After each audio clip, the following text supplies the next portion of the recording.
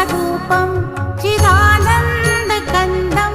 जगत्सम्भवस्थानसंहारहेतुं स्वभक्तेच्छया मानुषं दर्शयन्तं नमामीश्वरं सद्गुरुं साईनाथं भवद्ध्वान्तविध्वंसमार्तण्डमीड्यं मनोवागतीतं मुनिर्ध्यानगम्यं जगद्व्यापकं निर्मलं निर्गुणं त्वां नमामीश्वरं सद्गुरुं